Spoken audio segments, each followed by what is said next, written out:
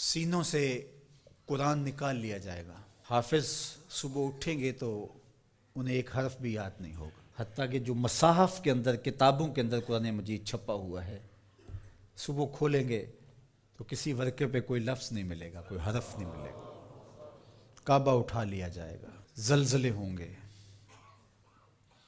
اللہ کا قہر و غضب ہوگا، خسف ہوگا، مسخ ہوگا، زمین میں لوگ دھنسا دیے جائیں گے، سورج مغرب سے طلوع ہوگا، دجال کا ظہور، ساری علامات اشراط الساعہ آپ سنتے ہیں. لیکن اس سے قبل اللہ تعالیٰ جل شانہ نے تنبیہات رکھی ہیں. ہے وہ عذاب ہی، لیکن عذاب استیصال کے معنی میں نہیں ہے.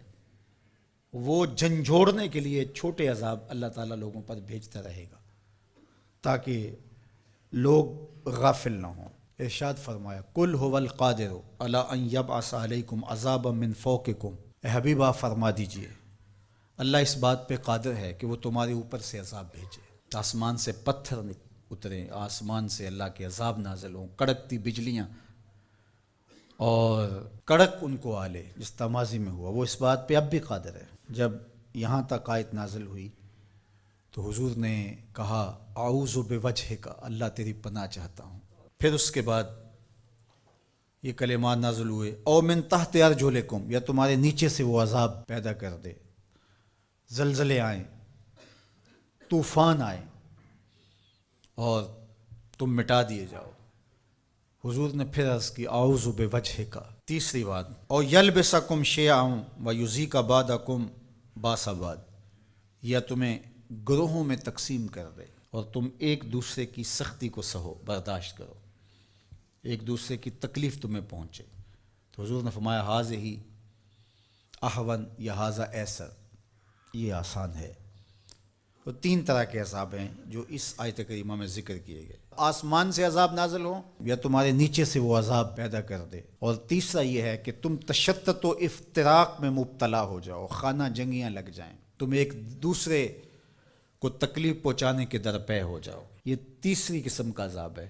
اور مسجد اجابہ میں حضور نے جو 3 دعائیں مانگی تھیں اس میں تیسری دعا مانگنے سے روک دیا گیا، وہ یہی تھی. حضور مانگنا چاہتے تھے اللہ یہ امت فرقہ فرقہ نہ ہو، ٹکڑیوں میں نہ بٹے، یہ امت آپس میں ایک دوسرے کو توڑنے نہ لگ جائے، ایک دوسرے کے گریبان کو نہ نوچے.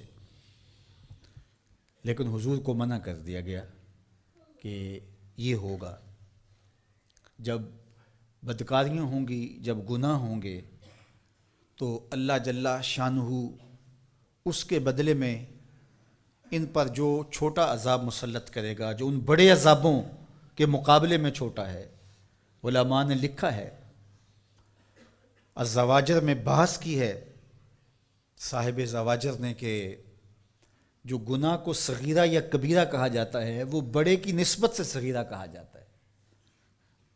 چھوٹا گناہ اس لیے کہا جاتا ہے کہ وہ بڑے سے چھوٹا ہوتا ہے، ورنہ جو چیز اللہ کو ناراض کر دے وہ چھوٹی نہیں ہوتی، گناہ بڑا ہی ہوتا ہے. جو اللہ کی ناراضگی کا سبب ہو وہ چھوٹی چیز نہیں ہے، وہ بڑی چیز ہے. تو جو گناہ صغیرہ کہا جاتا ہے تو اس کا مطلب یہ ہے کہ بڑے کی نسبت سے چھوٹا ہے. تو جو چھوٹا عذاب کہا گیا تو چھوٹے عذاب سے مراد جو بڑے کی نسبت کم درجے کا ہے.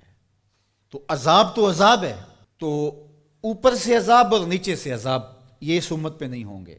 یعنی قحط نہیں ہوگا، غرق نہیں ہوگا، آسمان سے پتھر نہیں برسائے جائیں گے، لیکن چھوٹے عذاب ان پر مسلط کیے جائیں گے. اور ان میں سے قرآن نے یہاں جس عذاب کا ذکر کیا کہ آپس میں تم الجھ پڑو گے، خانہ جنگیوں میں مبتلا ہو جاؤ گے، یہ تمہارے گناہوں کے سبب سے ہوگا. اور پھر جب الجھاؤ پیدا ہوتا ہے تو برکتیں اٹھ جاتی